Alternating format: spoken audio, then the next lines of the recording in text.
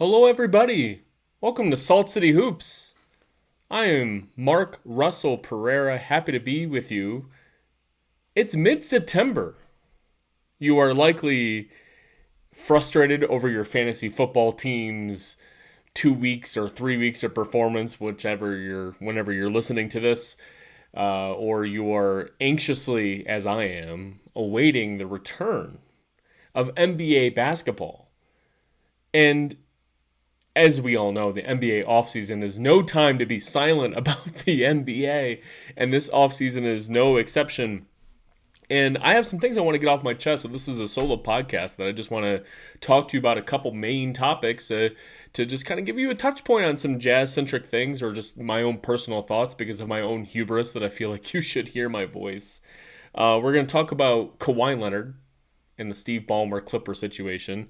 And again, once again, implicating my hubris here as an attorney who once or maybe perhaps in the future cares about working in the sports world. Like, I care about these types of things from a legal perspective, so I have some thoughts from my own desk that I feel like folks might want to hear. And two, I care a whole lot about international basketball. And Eurobasket just concluded with Germany winning the title. But one, Lauri Markkanen and Team Finland were a Cinderella story during Eurobasket. And I watched every Finland game, and I have some things to report. I also watched a lot of other games from Eurobasket. I'm sort of like the Bill Simmons tier of international basketball interest, right? Like, not to say, pro or con on whether you're a Bill Simmons acolyte or not.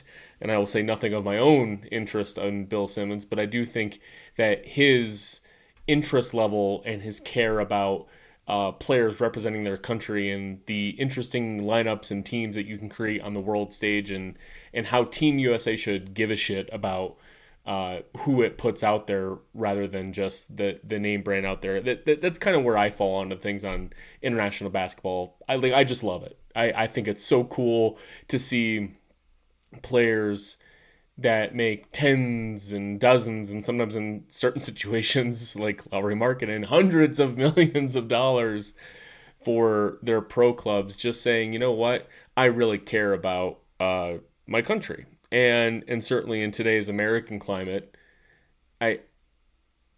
the players who are suiting up for non-American teams seem to have a little bit more juice to their pride that their citizens can get behind, and the American flag perhaps doesn't mean as much as it used to, at least in years prior, because of the discord going around in this country. But I will say that seeing Lauri Markkanen and his pride for just Finland as a country is remarkable, and we'll get into that. So, welcome to Salt City Hoops. Once again, I'm Mark Pereira. Let's talk Kawhi Leonard. So, you are likely not listening to this, hearing about this for the first time. You have either heard the report from other sources or you've read something. You are not dialing into your podcast feed thinking, oh, look at this, Salt City Hoops. After a month off, summer break, nothing really happening.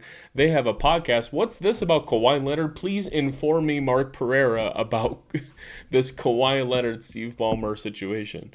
So, first of all, I will encourage you to listen to the source material on what we'll get into on this. In the event you are the one person on earth who is hearing this from me for the first time, I am not a journalist, I am not a reporter, and I would encourage you to listen to the source material, which is the inimitable Pablo Torre, who has his history as an ESPN writer and reporter and podcaster, the like, and due to endless layoffs of quality talent who report on actual news at ESPN, Pablo Torre is now his own self-titled host at Pablo Torre Finds Out podcast. So Pablo Torre reports. I'm not going to go into every single detail about this report that he laid out in his podcast, and he does a very serial style podcast where every 5 minutes you're left wanting for more. It's kind of like a slow drip of a podcast, but I think a lot of all the other news sources have distilled it as well. But I encourage to give credit to where it's due and give listens. It's also on YouTube, so give watches to the source material. I just think that's important in today's media environment to at least give a click over to Pablo Torre's original source material. Kawhi Leonard received or signed a contract for $28 million with a company that purportedly is in the business of trading green carbon credits.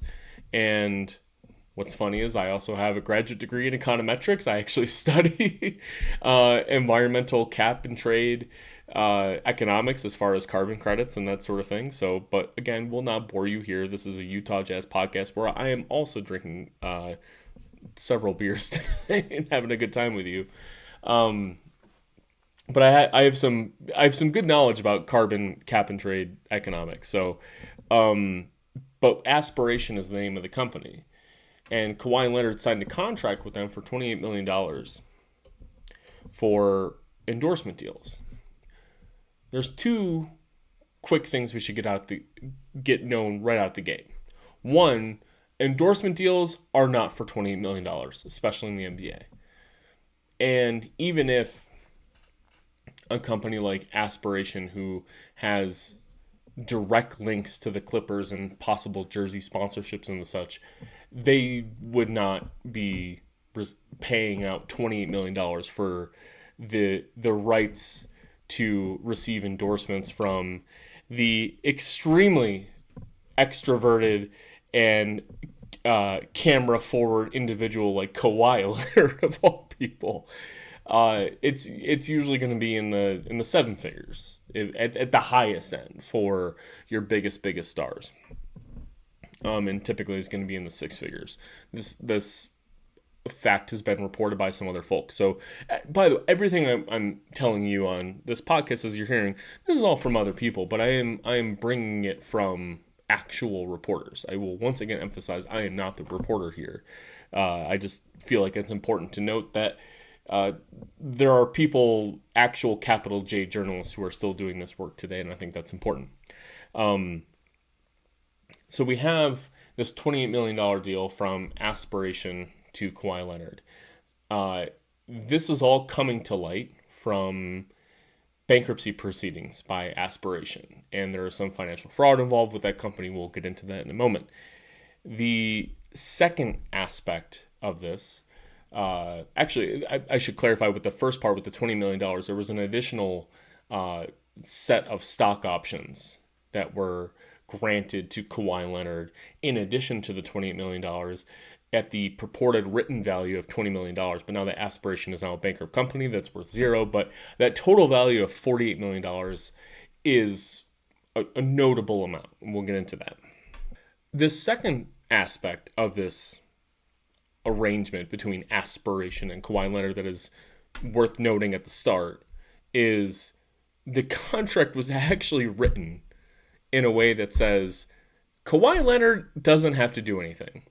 This isn't a contract that says Kawhi Leonard has to do an Instagram post or show up in a commercial or do any legwork at all. Instead, it's just Kawhi Leonard, you explicitly don't have to do anything at all. Like, don't worry about it.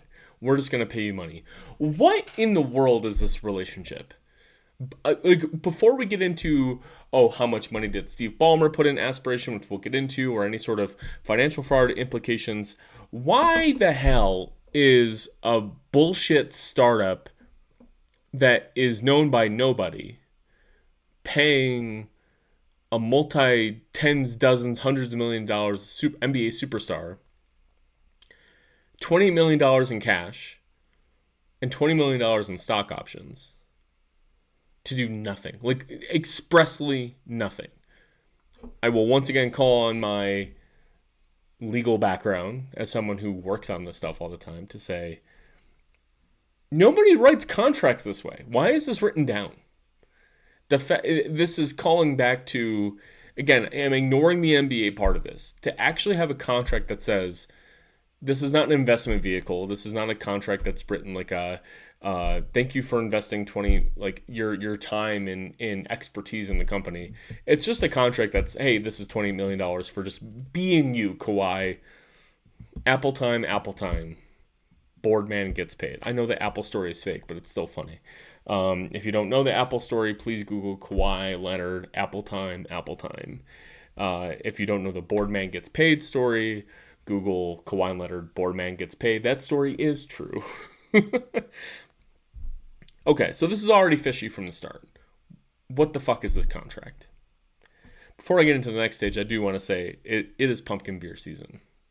And that is when I'm going to be drinking these 7.7% Four Noses Imperial Pumpkin Ales. Pump Action is the name of it. It is my favorite beer on earth in history. It is my favorite beer of all time. I'm so happy when it's out.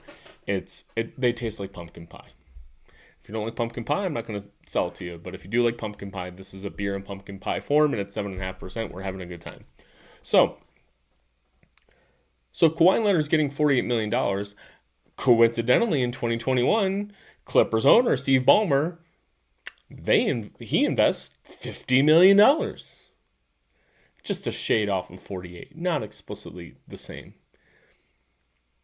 But it's pretty lined up.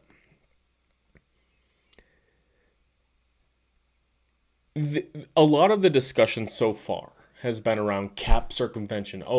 This is how Steve Ballmer was able to give Kawhi Leonard an additional $50 million. We'll get to that. One other fact that I want to get out there is, as Aspiration was defaulting on financial fraud reasons and whatever, they defaulted on one of their regular payments to Kawhi Leonard of $1.75 million. And so around the time that this payment was not going to be delivered to Kawhi Leonard, Dennis Wong, who is Steve Ballmer's college roommate and minority owner of the Los Angeles Clippers, the LA Clippers as they are formerly known, and deputy or a backup governor, right? So the term governor is like the person who represents the team at team owner meetings and such. So the backup governor to Steve Ballmer for the Clippers is Dennis Wong.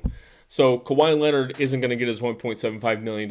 Oh, to the rescue, Dennis Wong's investment vehicle invests $1.99 million into Aspiration. So this is likely not the first time you've heard this. I like to distill those facts just so you have them. This is just like on its face, and with Pablo Torre's additional reporting with eyewitness accounts, they have 7 anonymous sources and such. It looks like on its face, there's some shenanigans going on at the bare minimum. Now, Steve Ballmer and the Clippers said, this is all pure coincidence. They've defrauded us. They defrauded Kawhi Leonard. The Clippers didn't say that they defrauded Kawhi Leonard. They just said, like, hey, we had nothing. These are all coincidental payments. We have nothing to do with this.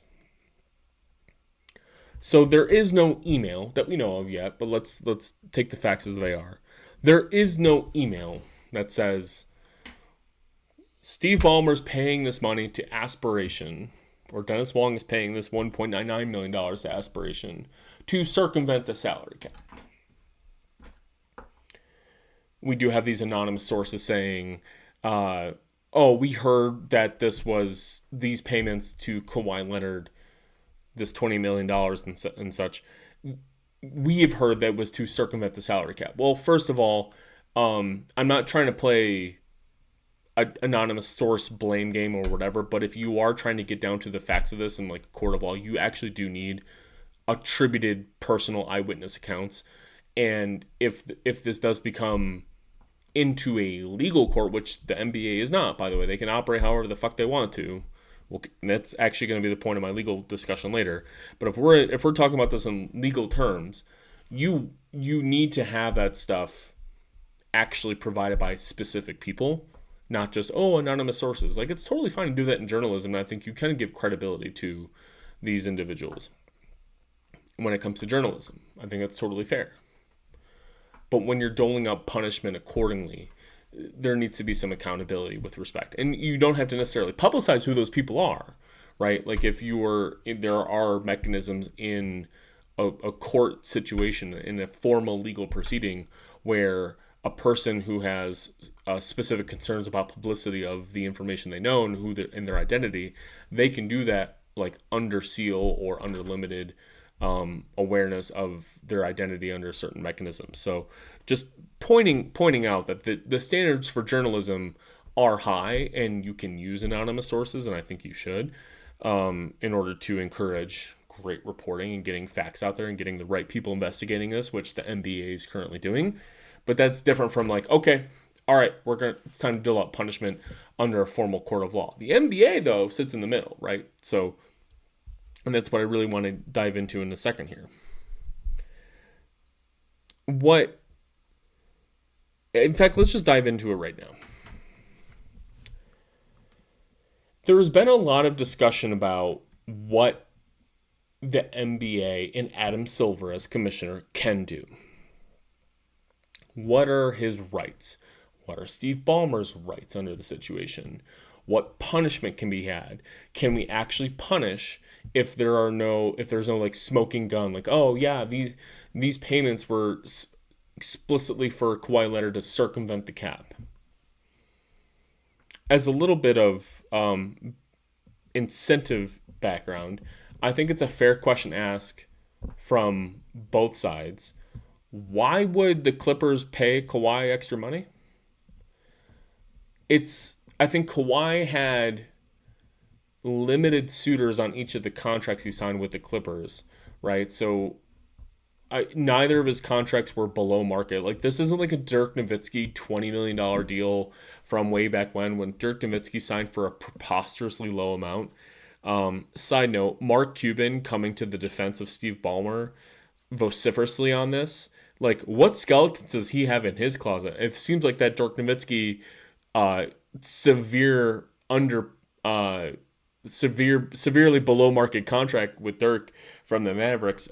We don't want that to come to light now, do we? So it seems a little interesting from Mark's perspective there. And even though that Mark Cuban is tastefully named, I don't want to dive too much into his motives and perceptions, because he's a strange guy who says strange things, and I think you can interpret Mark Cuban's comments a lot of different ways. And I encourage you to listen to his interview with Pablo Torre. But I just don't want to get into that right now. But if you want to hear Mark Cuban's thoughts, which God bless you, he did his own separate interview with Pablo Torre, and draw your own conclusions on Mark's incentives there. Lost my train of thought for a minute, but when I think about the Clippers, like, why would they do this? I think this is just a matter of, I think there's an Uncle Dennis component of Uncle Dennis kind of asking for additional juice for this, and there is absolutely on record points from Bruce Arthur of the Toronto Star saying that when Kawhi Leonard was interested in re-signing, that Uncle Dennis, Kawhi's, quote unquote agent, and I'm going to talk about the Uncle Dennis and Ace Bailey idea later, by the way, that when he was trying to re-sign with the Raptors, that he asked for ownership stake in the Maple Leafs and all sorts of nonsense. So even if the suitors for Kawhi Leonard are limited, and the only team willing to pay Kawhi Leonard the amount of money under the salary cap is limited to a certain extent, it seems like Kawhi Leonard and his representation, I say that with a little tongue-in-cheek, of Uncle Dennis, they like to just ask for whatever the fuck they can get.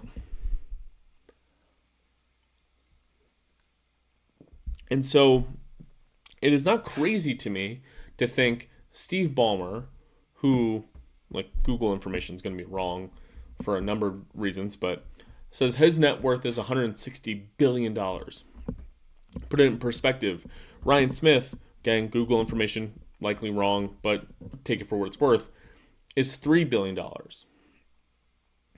So Steve Ballmer sitting there thinking, I own the Clippers, sure, I'll throw in some extra juice, Kawhi. I want you happy. I want you to end your Clippers tenure thinking, boy, that Steve Ballmer really did a lot for me. And I don't think it's a situation of, and I think sometimes we armchair GMs tend to think of negotiations this way of like, well, I'm not giving you that much money because who else is going to give that to you? Like, I'm offering you $20 million. Every other team is offering you $10 million. So why should I offer you $25 million? Where else are you going to get that money? We see that with the Josh Giddey restricted free agent negotiation, where the Chicago Bulls are credibly offering him $20 million and Josh Giddey's asking for 30. And every single person in their right mind is thinking, well, why should the Bulls offer him more than what they want? Like, why should they meet in the middle at 25? Who else is going to offer Josh Giddey $25 million? And sometimes it's just a relationship-based thing. Like, you just pay the man his money, right? To bring in a Rounders reference. And it's less about who your competition is to pay him the money he's after than it is, this is the relationship I want to cultivate with Kawhi Leonard. This is the relationship I want to cultivate as Steve Ballmer with my players, because I have infinite money. I'm the 7th richest person in the world or whatever. So I don't find the argument that, well, why would the Clippers do this? What incentive would they have to break all sorts of rules to find a way to give Kawhi Leonard an extra $50 million? Because they want to. I don't think you need more incentive than that.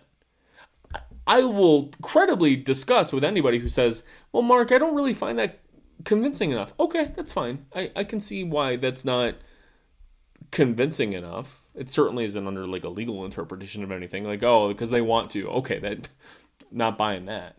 I'm telling you that in the NBA, negotiations are not simply boiled down to a player thinking, I mean, sometimes it is, but it's very often not a player thinking, well, where am I going to get and the most amount of money I can get, and it's a race to the bottom for it.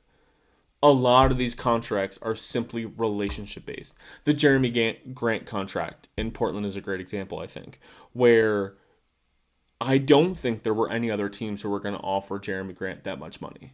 And I think Portland wanted to engender a good relationship with Jeremy Grant to give him a contract that was, let's keep this relationship going in a happy way. That happens in the NBA. You're engendering relationships with agents. You're engendering relationships with just who you are as a franchise. Oh, the Clippers. Oh, the Blazers. They're a team that takes care of their players. If you sign as a free agent with the Blazers and you do okay and you're a fringe all-star and you opt to re-sign, man, they might give you a real bag. The Lauri Markkanen renegotiation and extension. Now, I don't think there's that many people who would say that the Markkanen contract right now is a bad contract. He had a bad season last year, and that contract doesn't look good based on how he did last season. That'll be the second half of our discussion. Lauri Markkanen. But that is also a situation where a lot of folks looked at the Markkanen contract and said, hey, should Markkanen really be getting that much money? That doesn't really make a whole lot of sense. They couldn't negotiate a little harder. They just immediately bent over and said, here's everything you want, Lauri. That's all relationships, man. It doesn't have to be, the second question out of your mouth doesn't always have to be, well, who else is giving you this money? So that's why I think the Clippers, I don't think they're motivated or incentivized. I don't think Ballmer is motivated or incentivized to give Kawhi Leonard extra money.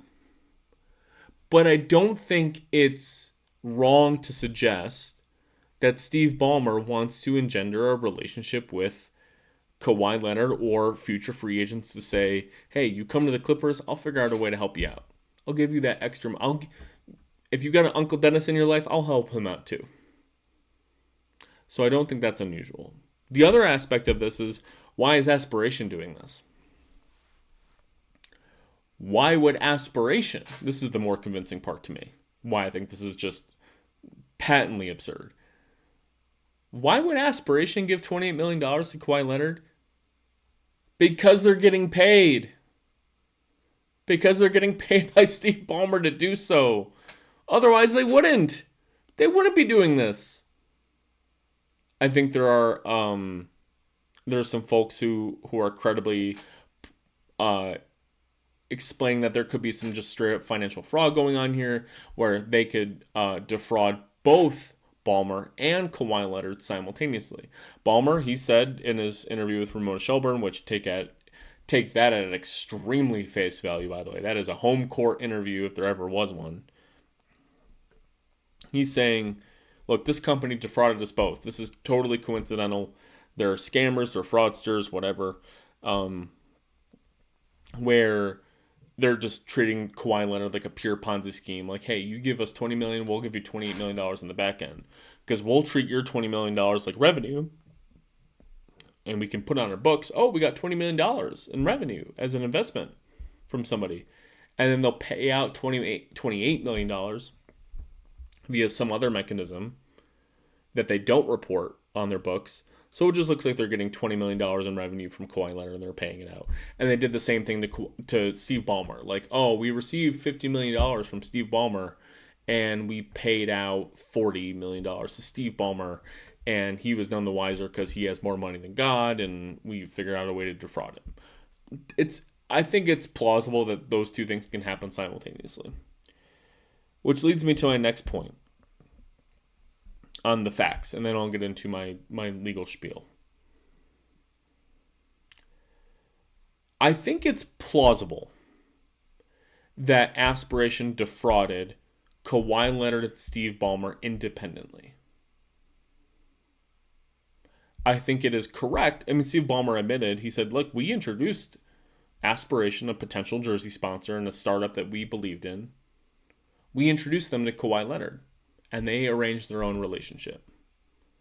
I think it's a little bit more connected than the arm's length relationship than he's purporting, but it's not crazy for this to happen. Like Stephen Curry does advertisements for Rakuten, who is a jersey sponsor for the Warriors. Like, it's not crazy.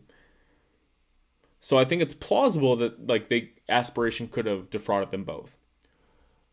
So if you set that aside, what I have a major problem with, a major fucking problem with, is when Aspiration knew that they were, this is not in Pablo's initial podcast, this is in a subsequent podcast, by the way.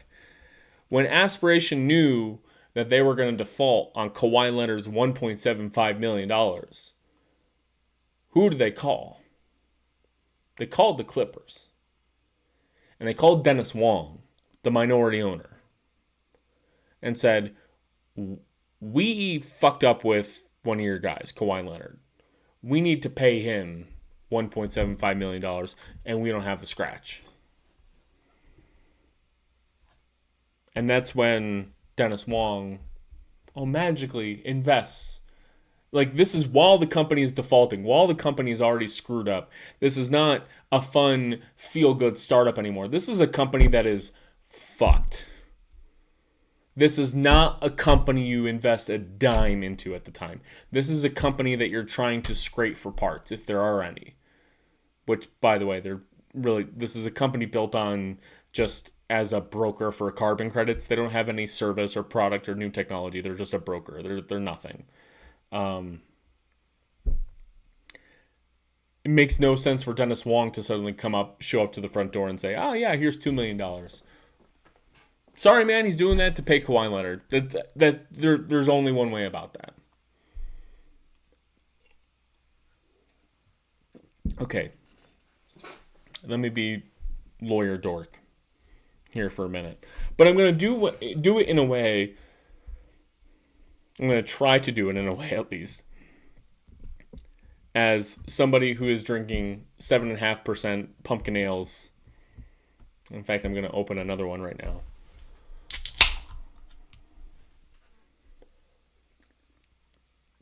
And in a way that doesn't make you feel like this is a dry, boring conversation. So, I'm not going to point out specific clauses in the CBA or anything like that. I think if you listen to Zach Lowe or others, they pointed out specific provisions that they put up in the CBA and everything. And Zach Lowe had an interview with Michael McCann, who's a very respected sports attorney professor at the University of New Hampshire, and many other people have opined on this. But I just want to poke at some things that I think are missing,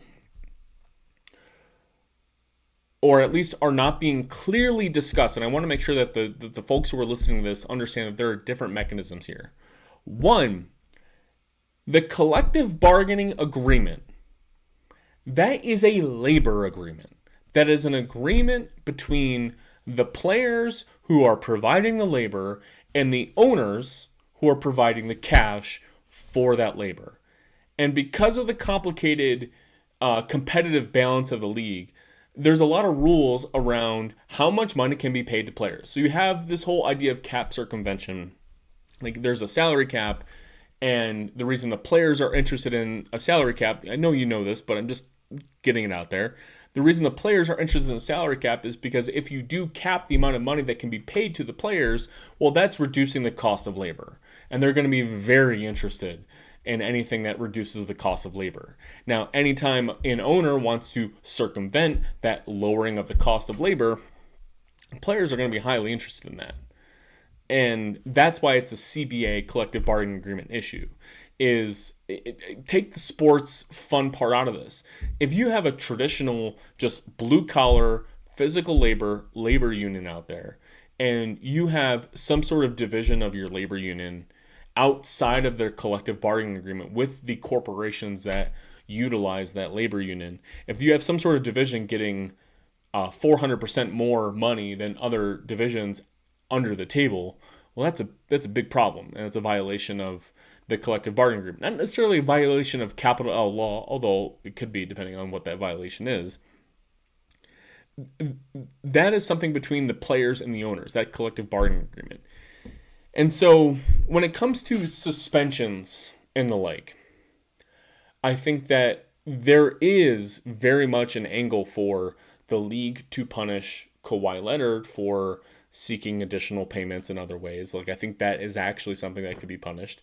And I think that there are ways under the CBA to say, hey, team, hey, Clippers, hey, Steve Ballmer, pursuant to the cap circumvention rules of the collective bargaining agreement, you've committed this error, and therefore we are executing this punishment. That is what has been 99.9% of the discussion around possible punishments and that sort of thing. What I think is, and folks are calling out specific clauses like that cap circumvention can be naturally implied. I think implied is a specific word used in the CBA. Not that I think, I know that implied is a specific word, that cap circumvention can be implied if there is a service done by a sponsor or a player for a team sponsor that is grossly inapposite of market value, right? Like that can be implied. But as per the relationship of Steve Ballmer and the Clippers and Adam Silver, the commissioner, what I find being grossly underreported or discussed, even by very well-respected sports attorneys, it almost makes me afraid to think like, do I have this wrong or something like this? But I'm putting both feet in. I'm standing strong and tall on this. Adam Silver can do whatever he wants under the Constitution and bylaws of the NBA. The relationship between the NBA and its owners has nothing to do with the players. The draft picks that a team has, that is a relationship between the team and the league that provides those draft picks.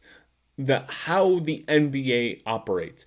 And in every single American professional sports league, major professional sports league, I can't sit here and pretend to know the inner workings of the Major League Soccer or women's soccer leagues or anything else, so I'm not going to get out of my element. You know what I mean by the major sports. I'm not trying to disrespect anybody. The commissioner has just unlimited rights, and it's true in the NBA vis-a-vis the actual owners and the performance. of how the league operates. So I don't think it's being understood enough that Adam Silver is not relegated to, what are the delineated punishments in the CBA about how the salary cap functions. If he finds that there was misconduct done by Steve Ballmer or the Clippers, he can decide whatever he wants. I also think that there's no... What has driven me nuts about this whole thing and why I cringe at this is it's been a long time since Adam Silver was a litigation practitioner at Proskauer Rose, major white shoe law firm. And the NBA, I should note that as an attorney, you should know that when the NBA hires Wachtell as its law firm to investigate this, that is the premier law firm. Like, not a premier law firm. That is the law firm. That is where all of the smartest law students, that's where they end up. Like, I couldn't sniff Wachtell if I wanted to. I ended up a pretty good law firm to start my career, but no Wachtell. And I know he's spent a minute since his litigation days, but when he spouts up there on the podium and says the burden of proof is on the NBA, buddy, no, it's not. The burden of proof is just whatever you decide it is. So if you're standing up there and saying, the burden of proof is on the NBA, that tells me you're not taking it seriously enough. That tells me that you are being deferential to the billionaire owner class on this. That tells me that you are not interested in finding out the facts, that you are interested in being in soft pedaling this as much as possible and finding the lightest possible way to approach Steve Ballmer. There's no burden of proof here. That's not a thing. You, the commissioner, have basically unlimited rights on what to do here. There is long precedent in American jurisprudence to say on the commissioner overstepping their grounds. The commissioner doling out a punishment or the commissioner deciding a certain course of action. And almost always when somebody is aggrieved and they say the commissioner overstepped their bounds and they bring their case to court, almost always the court or some sort of settlement will be reached to say, no, the commissioner can do that.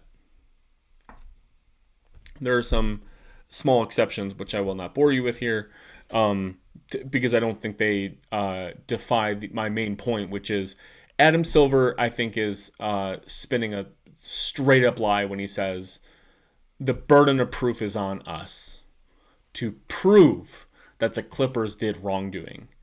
If you sit there with all your circumstantial evidence, and you could say, hey, this is really weak circumstantial evidence, and you feel as a commissioner for the integrity of the league, for public perception, I have to punish Steve Ballmer because of to keep the financial interests of the league afloat for reasons I'm going to talk about in a second.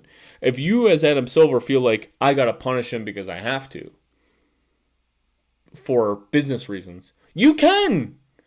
There's no burden of proof here. So don't lie to us. And I just think it really set a wrong tone with me that he is setting this up to say we couldn't punish Steve Ballmer because we just didn't have the proof we needed. Because all we had was circumstantial evidence and anonymous sources. People who weren't willing to testify in our little private arbitrations. That doesn't sit well with me. I'm getting animated. I hope you can tell. So, don't let Adam Silver or anyone else tell you that the league needs to conduct this like some sort of legal proceeding. They are a private organization. They're not even a publicly traded corporation. They're just a private consortium of team interests. And as a member of the association, you're subject to the commissioner's whims. And the point that I said I would lead to, and I'll talk about it now, is I can see both angles on Silver being strong or weak with Ballmer here. The weak case is just cowering behind burden of proof. We don't have specific evidence. And also, Steve Ballmer is loaded. And he is a public positive face. Before this Kawhi Leonard incident, I would deign to say he's one of the few good billionaires out there. Seeing him courtside being excited about the NBA, that's good for fandom. Like that's the I don't know the intricacies of the Intuit Dome, but I know that compared to most facilities, it was less publicly funded than most. He comes up with ideas like the wall. I'm sure that wasn't out of his brain, but something that he fully supported. And Ballmer could have easily said, no, there's ways to make more money at the Intuit Dome if we don't have the wall. Instead, he said, no, I want a more positive basketball experience. Let's do the wall. He wants toilets at the Intuit Dome. Again, Google Steve Ballmer and toilets if you don't know that reference. I think he's a positive basketball figure. And so making Steve Ballmer look like shit is bad for the league. That they're willing to turn on one of their own. Turn on a guy who is rescued the Clippers from Donald Sterling, the league's, maybe their worst owner they've ever had in the NBA. There have been worse baseball owners, I know that. But I'm recalling the book The Cap. Who was that written by? As I look this up in real time. The Cap, how Larry Fleischer and David Stern built the modern NBA. That's right, Joshua Mendelsohn. I highly recommend this book, by the way. They get into some history of some real nasty owners. So I think I want to recommend that book to anybody. It's not just a book about, how was the salary cap made? I think the history of the NBA is rife in that one. So you could say, look, punishing Steve Ballmer is bad for the NBA from a perception standpoint, and it will chill the effect of other well-meaning, super rich people that just get into it. The other side of this, again, Silver has strong abilities here. He can do whatever he wants, but he can kick Steve Ballmer out of the league if he wants to. I don't think people get that. He can do whatever he wants. But what he cares about is the support of the other owners. Who elects Adam Silver? The owners. He has to be playing at the whims of the ownership class. And the most skilled commissioners, I think, in my opinion, but I also think there's some objectivity to this. I think the most impressive, skilled commissioners in our lifetimes, and past our lifetimes, have been commissioners that have convinced these horrible, horrible people who are, they're not all horrible, to be clear, but like a lot of them are just very egocentric. They all have more money than God. And even before the NBA was what it was in like the 70s and 80s, the people who owned NBA teams in the 70s and 80s were all egocentric and for their time had more money than God, or they were they had more money than the average person by an nth degree. The most skilled commissioners have managed those personalities to say,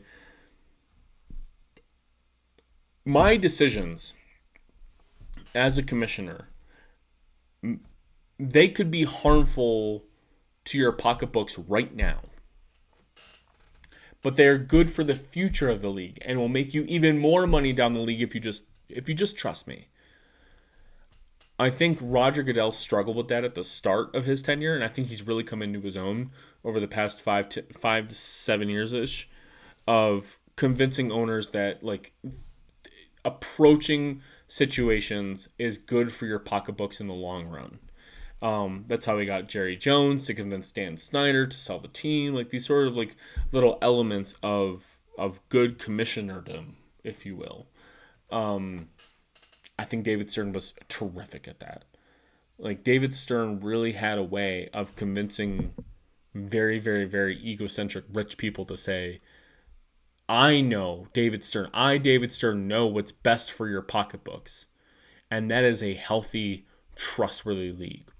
And so the case to be hard on Steve Ballmer is to look around the other governors and say, we all love Steve. He's rich as fuck. He's great. We love him. He's really helped us out. But if we don't penalize this sort of appearance of impropriety, then we are hurting the value of your ownership stake in your teams. Because the value of your teams, and the reason that Saudi Arabian investment vehicles are interested in buying stakes of your teams now, is because of the guaranteed asset value of your teams.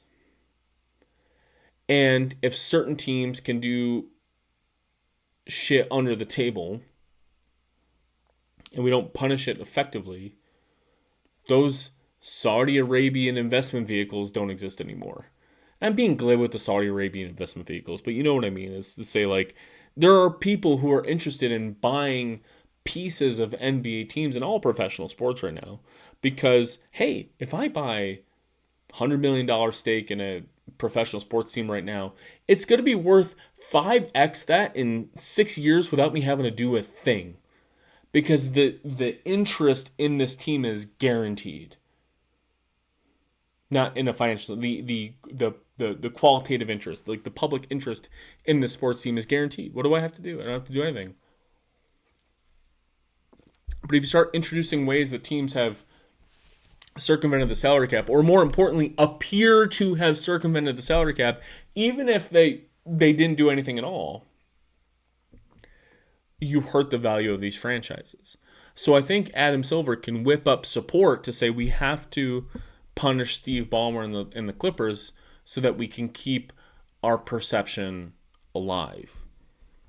And I want to emphasize, this is the point of why I had to get on the horn here. He has the power to do that regardless if he had evidence or not. And to that relationship point about the commissioner vis-a-vis the owners, I always wonder what motivates a man like Steve Ballmer whose Google net worth is $155.3 billion. There's a lot of ego, there's a lot of pride involved. But you also wonder if Adam Silver can go to him and say, look, you didn't do anything wrong. I know that. I'll try to put up PR statements accordingly. But we can't get out of this, and the other 29 owners can't get out of this unless you don't have a draft pick for the next 5 years. The public will be happy. Other investment vehicles will be happy if we just punish you now. And that's a relationship for Silver and Ballmer to reconcile. By the way, Steve Ballmer is also the president of the Governors Association, or whatever the fuck they call it. So there's some political intrigue there. I just don't want you to leave here thinking that Adam Silver can't do anything if he doesn't get the proof. He absolutely can do it.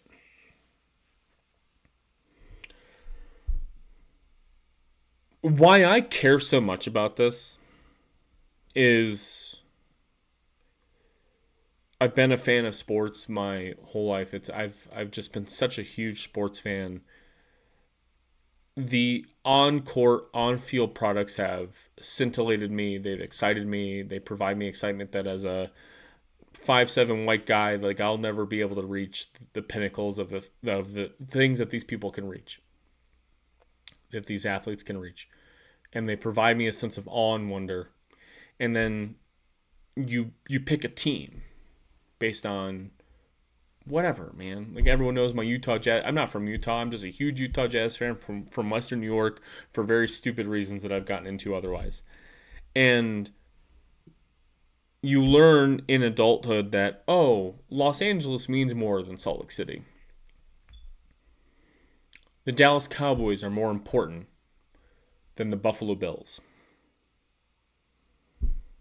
because of money.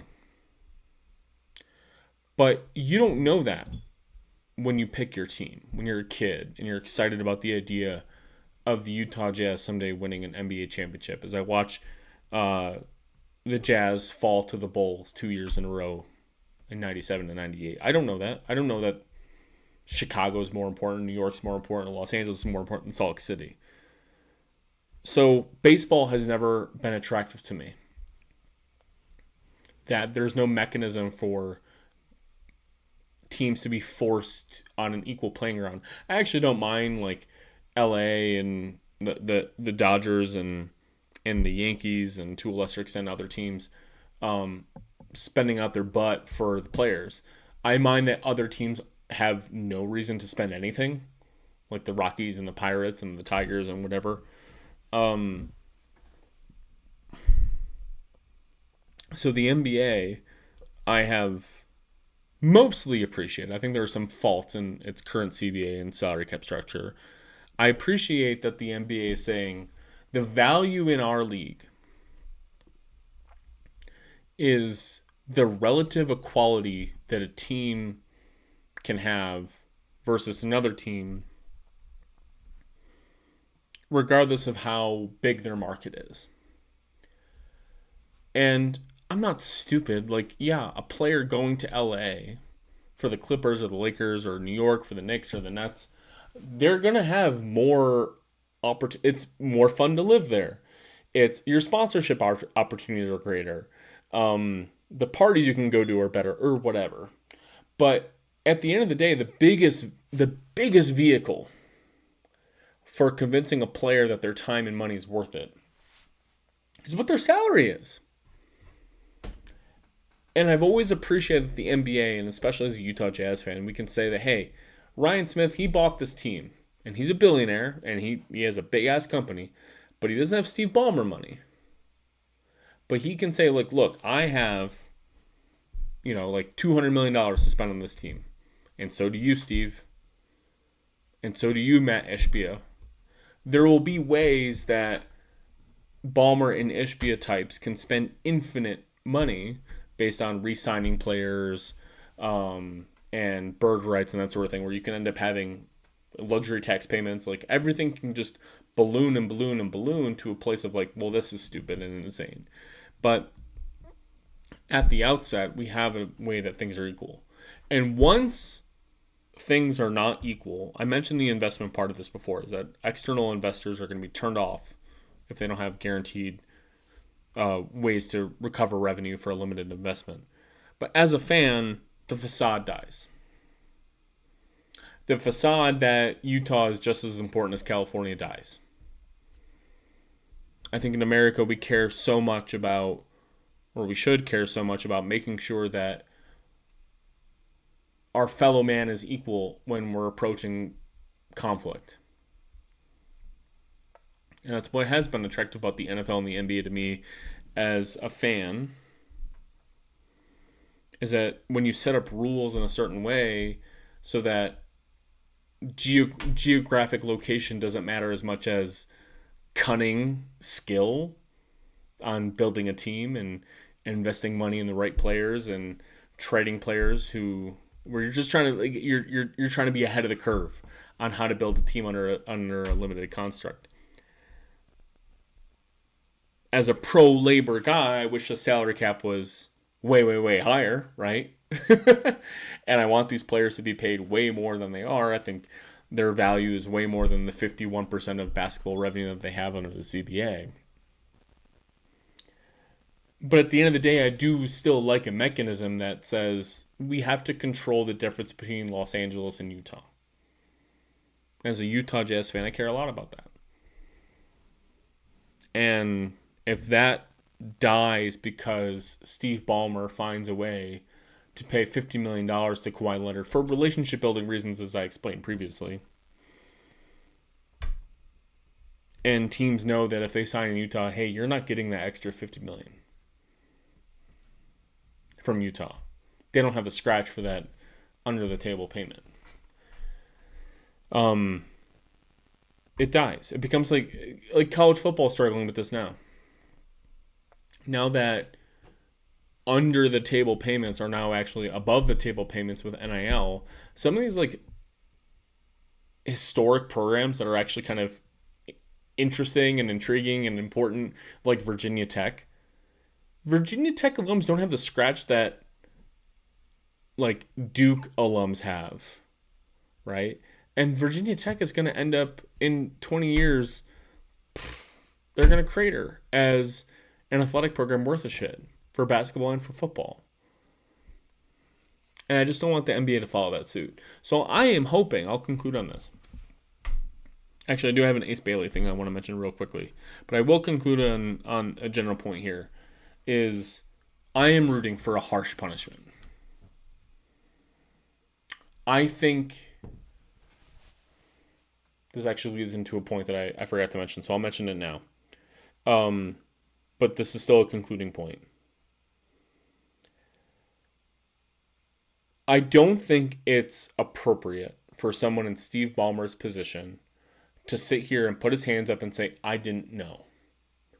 I am very sick and tired of folks in leadership positions who have unlimited control and power in society to say, I didn't know.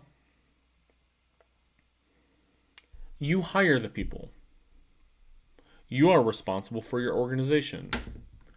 You should know how your most expensive asset on one of your most important total assets is being paid. Like the largest asset being Kawhi Leonard as your biggest labor expense, and one of your most important assets being the Los Angeles Clippers. I'm sorry, the LA Clippers. Said it again. Like, you should know that. And I'm willing to accept that you did not literally know about these payments from Aspiration or whatever. But that doesn't abdicate your responsibility as the owner. You can't just golden parachute your way out of every problem. Say like, oh, well, all I got to do is just hire the people. And they're the ones that fall. I didn't know. Okay. You hired the people who knew. Or you hired the people who hired the people who hired the people who hired the people who knew. I don't care how many rungs of the ladder you have to go down to find somebody who is actually doing the nefarious acts, who knew the problems going on here. You are responsible as the owner of this team. And it doesn't sit well with me that you can just say like, oh, I'm just poor old Steve Ballmer sitting off the side. I sit courtside and I scream really loudly at Clippers games and I love the wall and toilets, toilets, toilets. It doesn't abdicate your responsibility to say that you need to operate this team above board. Just because somebody else on your payroll is doing the nefarious acts doesn't mean that you don't get to have to sit in front of Adam Silver and say, I shouldn't be punished for this. And so I am rooting for Adam Silver to, 4 or 5 first-round draft picks. Set the Clippers back. Sorry, guy. You did a really stupid thing. Or somebody you are responsible for did a really stupid thing. As far as Kawhi Leonard goes, I haven't reached a natural conclusion on this. Obviously, it is competitively advantageous for the Clippers to have to keep his salary hold on the books for what they are paying him and make him and void his contract. So they still have to have that blank check like on their books, but they don't have to. But Kawhi Leonard is suddenly a free agent. But also, that's something that could swing the entire balance of the league. I don't think you want to make Kawhi Leonard a free agent. I think you just want to punish the organization. And as far as Kawhi Leonard is concerned, I think you can suspend him for an X amount. I don't think it's worth a year-long suspension. I think this is a dude who's just trying to get some cash where he can. I think he's doing it in unusual ways. And that leads me to my Uncle Dennis point. I have we talked a lot about Ace Bailey and Utah drafting him, and I have been emphatic that I don't care that apparently Ace Bailey didn't want to play for the Jazz. He apparently didn't want to play for the Sixers and a number of other franchises. He wanted to play for the Wizards and the Hornets. Yeah, real bastions of success there. No, he wanted an opportunity and success. By the way, he's not going to get that same opportunity in Charlotte either, or Washington. There's no guarantee. The most guaranteed path to playing time that Ace Bailey was going to get was in Utah. So the whole thing didn't make sense. But actually, that is pertinent to my point, which is when you have a player who's represented by nonsense, and this Omar Cooper fella is not even he's not even an official NBA agent. We've covered this extensively. Ace Bailey actually has registered NBA agents that nobody's ever heard of, or that nobody's ever really heard from, except in very limited interviews where they each said, yeah, Ace Bailey excited to go to Utah. Whereas this shady Omar Sharif Cooper, who heads the Lifestyle Sports Agency, but actually doesn't have an NBA agent license. Oh, he represents Ace Bailey? So this Kawhi Leonard, Uncle Dennis situation, I really feel like you have to treat Omar Cooper like family, like Ace Bailey's family, but you need to keep him at several arm's length from negotiations and contracts. So Ace Bailey has, standard rookie deal. There should be no very, very, very little negotiation involved here. But when it comes to anything extra or weird under the table things, or things that I just don't want Omar Cooper to become this Uncle Dennis type figurehead where he's causing problems for Ace and causing problems for the Jazz because of weird shit he's asking for. Always leaves me feeling very, very off when young men are guided by individuals that don't have a specific expertise in the industry they're dealing with. They could be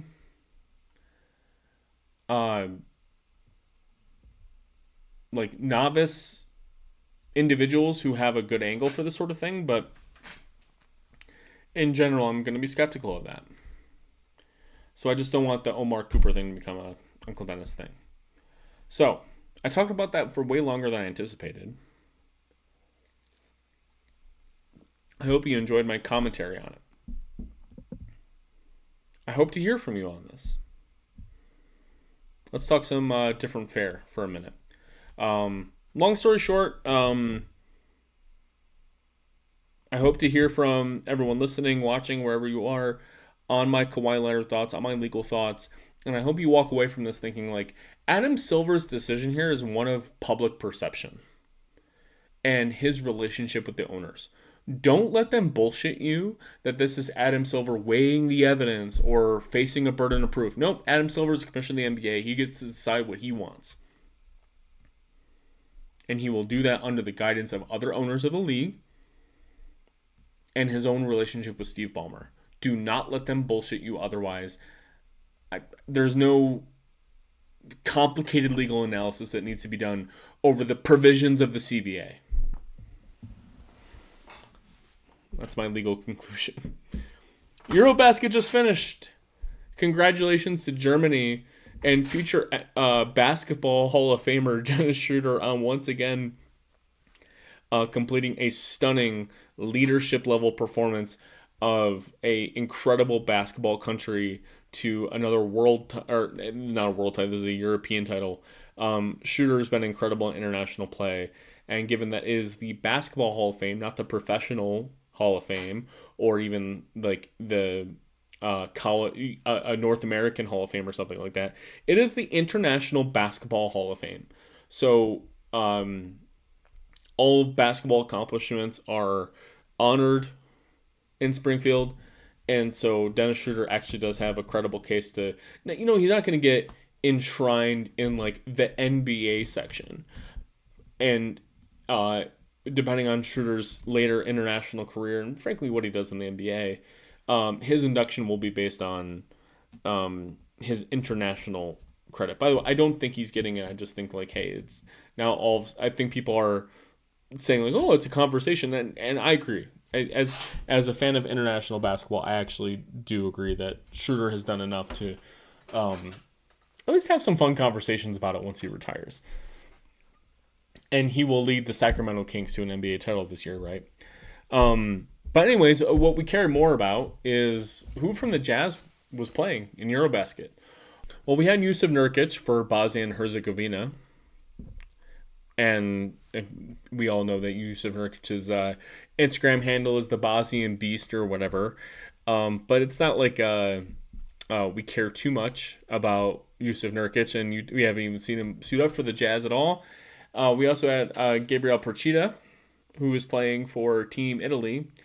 And if you haven't heard of Gabriel Procida, it's because he also has not played for the Utah Jazz, and we simply have his draft rights from a prior trade. This what trade was that?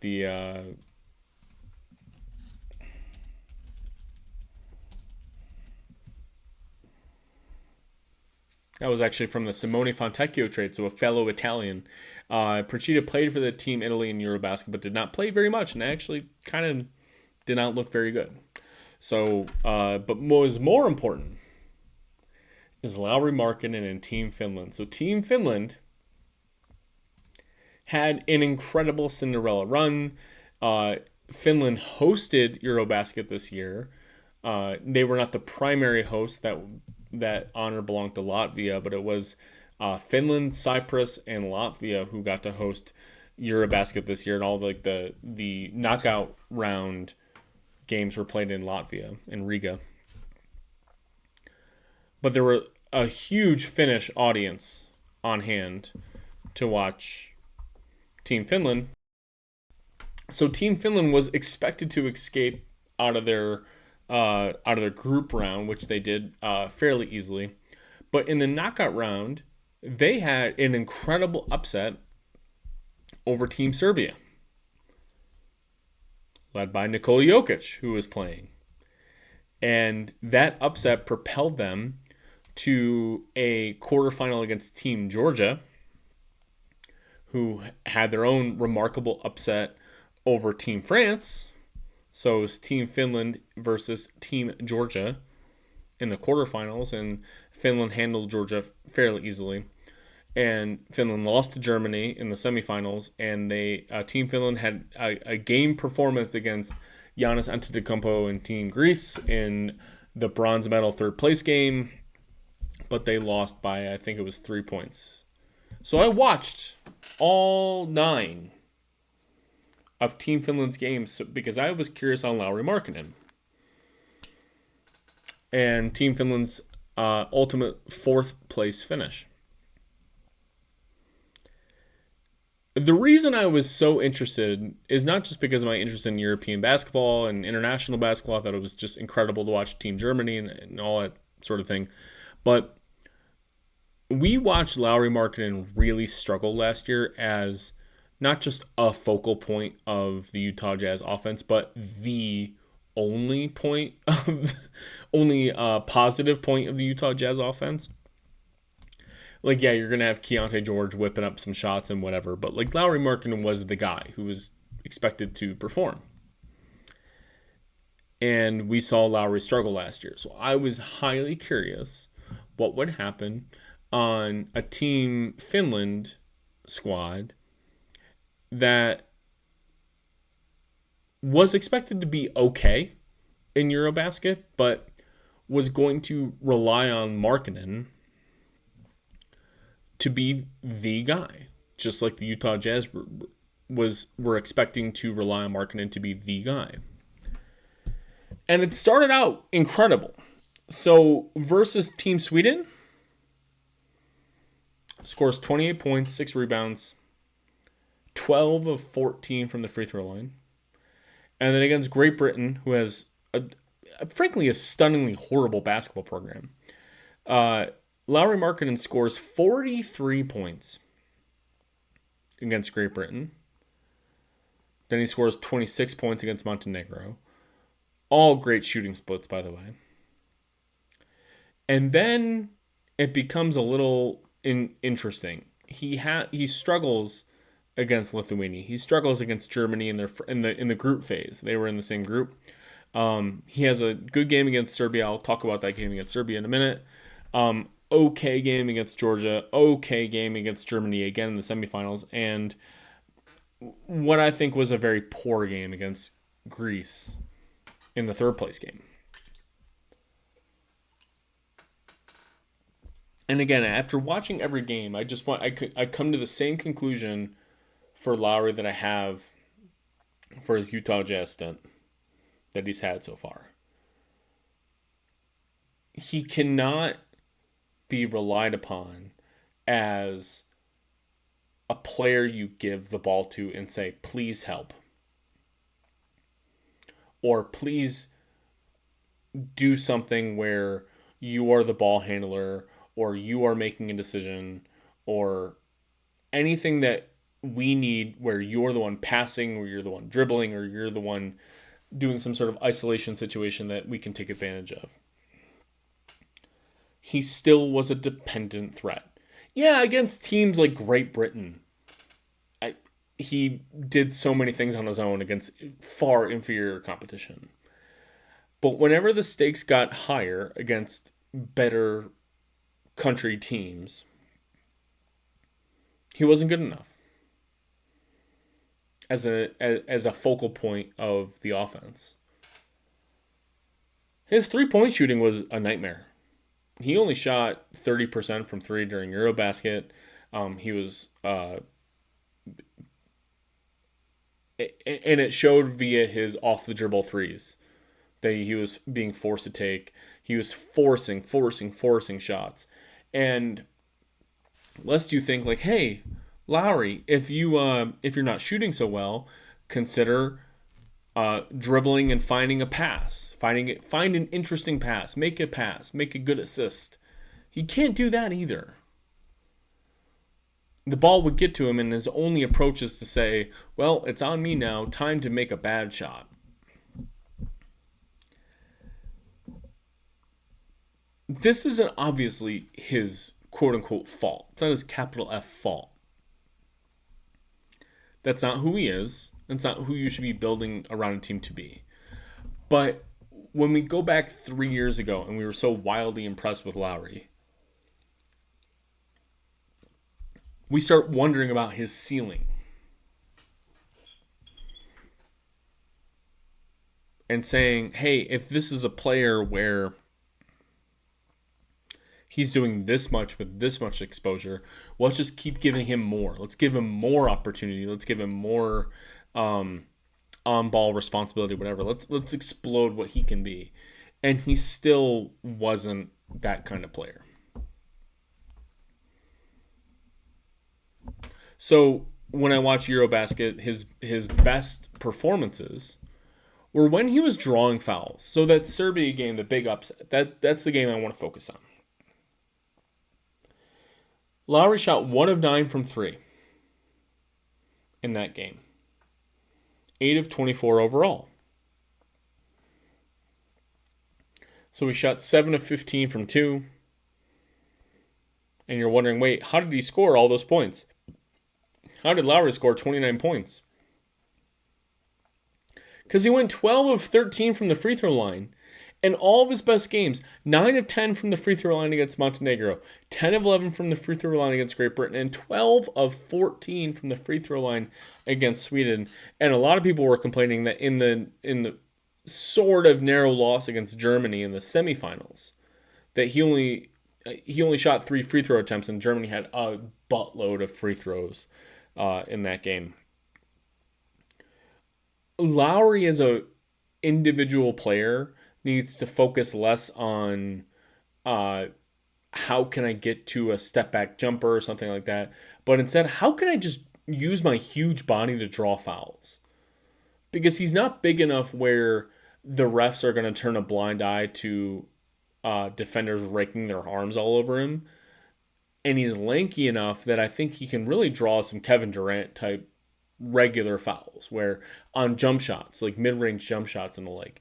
I think he needs to explore that a whole lot more, and that is where he's going to have these really successful games.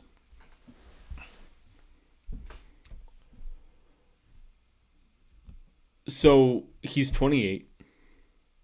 I think we lose sight of how young he is. Like, oh, Lauri Markkanen's never made the playoffs. He's only 28. Like, we'll figure it out. Don't worry about it. But I did leave Eurobasket thinking this is a guy who, if he figures out how to draw free throws on a regular basis, this is that is where his isolation, or not just isolation, but sole fulcrum of an offense game can really explode. Because he just doesn't have the juice to be off the dribble 3-point shooter or scorer or passer. But if he can just put his head down and use his physicality to draw a few more free throws when his team depends on it, I think that would go a long way. He was falling down a lot more in Eurobasket than usual, and it was just I want more power out of him. Of just make the ref make a hard decision when you've gone right at a player. And I think he's slowly figuring that out, and I loved watching him play. This is sounding like I'm totally shitting on the guy because frankly, Team Finland is lost without him. They do have some interesting young guys. They do have Slim Jesus, Mika Urinen. You should look him up. Team Finland is actually going to be a force to be reckoned with, I think, in the Olympics. They actually could be a dark horse medal contender in the Olympics because they do have some interesting players. But a dark horse is still a dark horse. Like, you'll have Team USA, you'll have obviously Germany. And Germany narrowly beat Team Turkey in the final. And we all say, oh, okay, Alperen Şengün, yeah, he's a great player. But, they still have Cedi Osman, right? They no longer have Ersan Ilyasova, Jazz legend. But their point guard is Shane Larkin, right? Miami Hurricanes legend, New York Knicks point guard. Like, they have Shane Larkin played, like, the entire game in the final of Turkey versus Germany. So they have some real like NBA players. They have one other guy. I forget who's on team. Oh, they have Adam Bona, who is the Sixers' backup center to Joel Embiid, right? So they have some real NBA talent on Team Turkey. So that I don't know if Team Finland will medal, but I'll be interested if Finland can get out of the group stage when the Olympics come around. But Team Finland is dead in the water without Markkanen. He was terrific. It was lovely to watch him. The spirit that he has for his team is incredible, and he played a really fantastic tournament. But he shoots 19 of 63 from three, and I think a lot of it was just forced 3-point shots where he's just relied on to do some special things. Whereas his most improved player season with Utah, that incredible season where we all looked at him and said, like, that's a star, he's still a dependent threat. And we need an Ace Bailey. We need a Walt Clayton Jr. to show up and be a primary driver of an offense to make him a 25-point per game scorer again. Because he is that good. He is the best secondary scorer in the NBA. I'll stand on 2 feet and say that he's the best secondary scorer in the NBA. And he's ill-suited as a primary guy. And we saw that when he was outmatched against teams like Greece, teams like Germany, where he was forced to do things. And frankly, against Serbia, like, he didn't look great against Serbia. He shot 8 of 24. But he was so physical against Team Serbia and just drew a bunch of free throws and really put Team Serbia in a tough spot. So those are my Lauri Markkanen thoughts on Eurobasket. I do not have thoughts about Jusuf Nurkic for Bosnia and Herzegovina. Bosnia and Herzegovina. That's right. There we go. It was also interesting. The last thing I'll say about Eurobasket is, I think I've said this on a prior show as well, that everyone said Luka Doncic was, oh, now he's in shape for the Lakers. Like, he got in shape. and now he's going to be a force to be reckoned with for the Lakers, and he cares about Los Angeles, and he cares about the LA culture. Luka Doncic has done this before. Luka Doncic always gets in shape for Slovenia, for Team Slovenia. He has done this before. This is not the first time we've seen Luka Doncic in the offseason get in shape, and it's always been before a major tournament that he cares about for Team Slovenia. Let's be real clear about this. All right. That's all we have. Hopefully you appreciated my long thoughts on Kawhi Leonard, on Steve Ballmer and what Adam Silver should do and what his rights are, if I can say that, under the NBA's constitution and bylaws and also the CBA. And I'm excited for Lauri Markkanen this year. I think coming into a Jazz season where, once again, they're expected to lose a bunch of games, giving him a bolstered spirit for playing for Team Finland and having an incredible run to a fourth-place finish where they were not expected to finish in fourth place. I hopefully that bolsters his happiness during another, what will likely be a losing season for the Jazz. Upcoming, we'll do a Utah Jazz season preview. It's September, guys. We got to talk about the Jazz season preview. We'll be doing that soon. So I can't wait to talk about the Jazz with you coming soon. For the preview, you'll be hearing a lot more of me for Salt City Hoops. Thanks for joining me on this off-season podcast to talk about Kawhi Leonard and the Jazz. All right, good night.